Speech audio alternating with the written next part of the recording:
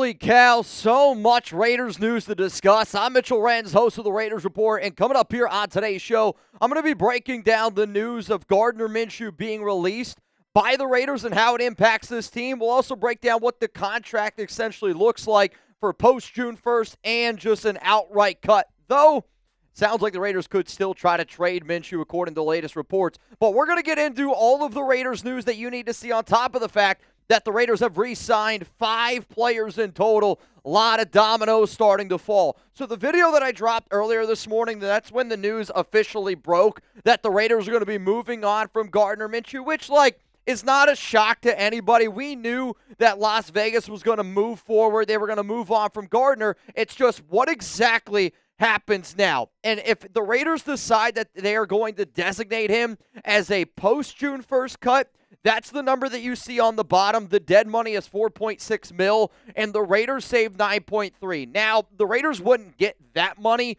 until after June 1st, and Gardner would be able to sign with any team that he wishes.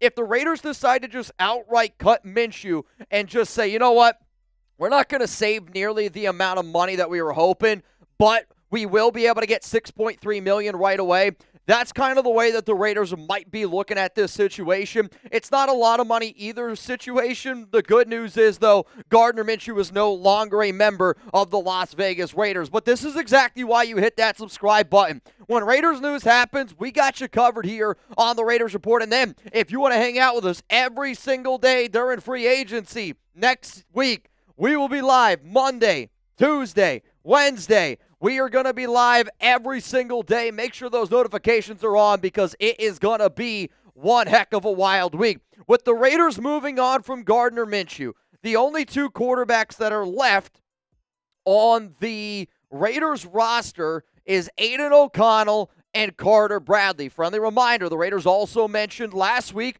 that Desmond Ridder is not going to be returning to this team, which again was another move that I don't think a lot of us were all that shocked by to hear. Pete Carroll has said that he wants to add competition to this quarterback room. So in my mind, I go, all right, since it hasn't been officially official of whether or not Minshew is a pre- or post-June 1st cut, you can see the money there, and I already did my best to kind of break it down in terms of how it would look. But now, Pete Carroll and John Spytek, they got to be able to figure out who a replacement is going to be for Minshew. And if this is an organization that wants to add a lot of quarterback competition, whether it be free agency or whether it be the draft, let me know down below in the comments section. Who's next? The Raiders are likely going to add a Minshew replacement. Who is it going to be? Let me know down below because coming up here on today's show, I am going to give you at least some names in free agency, and then I'm also going to talk about some quarterbacks that the Raiders met with at the Combine. Let's first talk about some potential free agent replacements. And again, replacing Gardner Minshew in free agency is them not looking for a starter. They will find a starter in either Sam Darnold, Justin Fields, Russell Wilson. It might even be Aaron Rodgers. If you want to hear my take on Rodgers, check out the video that I dropped bright and early this morning. The Gardner Minshew replacement is a quarterback 2, quarterback 3 that is going to battle with Aidan O'Connell to be the QB2 because that's what Pete Carroll wants. Zach Wilson, I would say, is probably the top candidate to be that Minshew replacement because I know the Raiders have already shown interest in him. Other 4 names that I'll just throw into the mix. Mariota's got ties, obviously, with Chip Kelly. Jacoby Brissett got a lot of ties with Tom Brady. Mac Jones has got some ties as well to some of these people in this organization. And then Kyle Trask has got ties with John Spytek being down there in Tampa Bay. If you also, though, want to look at some of the latest reports around the Raiders, what they could do in the draft, I would say a Minshew replacement could come on day 3. A Minshew replacement is not going to be a Cam Ward, Shedeur Sanders, or Jackson Dart. Those 3 quarterbacks are going to be gone in the top 40 picks. However, Quinn Ewers, Kyle McCord, and Will Howard, those could be 3 quarterbacks that Las Vegas is looking to target on day 3 of the NFL draft to try to replace Minshew because the Raiders have been aggressive this offseason. And whatever people the Raiders want to draft, I believe it is going to be here to help out this team and this organization win in 2025. I really do not have a lot of confidence that the Raiders draft a quarterback on day 1 or day 2 of the NFL draft. Coming up next here on the show, we're going to get into some players that the Raiders re-signed. I already talked about one of these dudes on the show that dropped earlier this morning, but we just got notified that more moves just happened. The Raiders have re-signed official 5 players today. I'll tell you who they are and how much they're getting paid. Before we get into that, though, got to show some love to our sponsor here at PrizePicks, America's #1 daily fantasy sports app out there. It's easy, it's exciting. Daily fantasy sports made easy. Download the app today. Use code CLNS to get $50 instantly after you play your first $5 lineup. Sign up today and get $50 instantly when you play $5. You don't even need to win to receive the $50 bonus. It's guaranteed. Download the app today. Use code CLNS to get $50 instantly after you play your first $5 lineup. PrizePicks, run your game. PrizePicks also is the best way to win real money this basketball season. Which players are going off, which ones aren't. Make your picks in less than 60 seconds and turn your sports opinions into real money all season long on PrizePicks.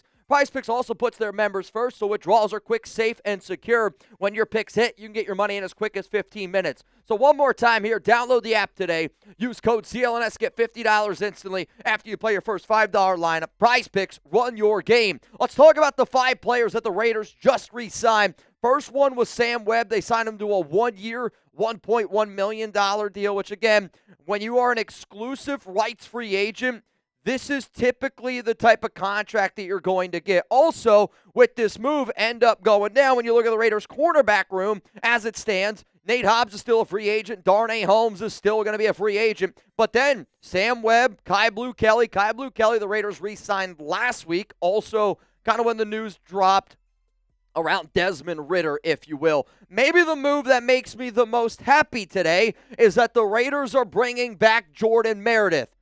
Can everybody hit that like button right now? This is going to be one of those moves that maybe, like, the real ones that we always say here know how good of a move this was. Because Meredith was good in preseason. He was no doubt one of the best offensive linemen that the Raiders had last season. And there was a lot of people that doubted him. You know, they started Cody Whitehair over him. Dylan Parham had some issues a little bit with injuries. JPJ battled some injuries. Andre James was bad. You know who wasn't bad? Jordan Meredith. And in 241 snaps, he had an overall grade of 84.4 PFF grade, an 82.4 pass blocking grade, and an 80.0 run blocking grade. I'm not sitting up here saying Jordan Meredith should start, but damn it, having Meredith as your 8th, 7th, maybe even your 6th offensive lineman is the type of depth that this organization needs to have moving forward. And now the only other 2 players that are free agents, Andres Pete, Cody Whitehair, and quite frankly, we could lose both of those players and nobody would be upset about it. Let's go to another player here that the Raiders decided to re-sign, Kana'i Mauga, which was another move that I anticipated just because Mauga's one of those players on a roster that doesn't get a lot of love, but always kinds to find his way on a 53. He can give you a lot of special teams help. He's the type of player that has been mentioned as guy is willing to do anything for the team. There's been times where he's worked at fullback. There's been times where he's had to work out as a tight end when there's been injuries or players weren't there last season. Kana'i Mauga is a special teams dog, and that's why Mauga ended up getting the deal. Now, I know the Raiders' linebacker room is crowded, and we're still waiting for some updates on a Robert Spillane. I'll admit, I did get a text message today that made me a little bit excited about a Robert Spillane contract extension. I'm not saying it's going to happen, but I do know for a fact that the wheels are at least in motion, which, damn it, they should have already been in motion. But then again, the fact that you're bringing back Kana'i Mauga, a little bit of a depth piece. The other move that the Raiders made today was Charles Snowden.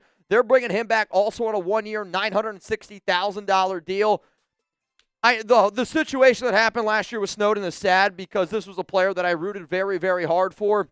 If you're trying to build the correct culture, I hope that the Raiders organization forbids Snowden from driving, and if that's not in his contract, then I don't agree with this move because Snowden doesn't give you enough when you're trying to build a culture when everything that happened with him last season. We'll see what happens, though. We're going to move forward because he was a player early last offseason, was one of my favorite players, and I think one of everybody's favorite players. But when you're getting in trouble, drinking and driving, doing dumb shit, it's hard for me to root for you. Here's what this Raiders defensive end depth chart looks like. I mean, the names that I'm looking at now, are we going to bring back K'Lavon Chasen? Are we going to bring back Malcolm Kuntz? Only time is going to tell, but I'm telling you this right now. If you enjoyed today's show, and there was a lot of news to be able to digest, I'm going to be live next week probably for 30+ hours. It's going to be insane. I hope to see you there. Make sure you're subscribed. Make sure the noties are turned on. This week, next week, it's going to be the craziest 2 weeks probably that I have ever covered. doing the Raiders Report.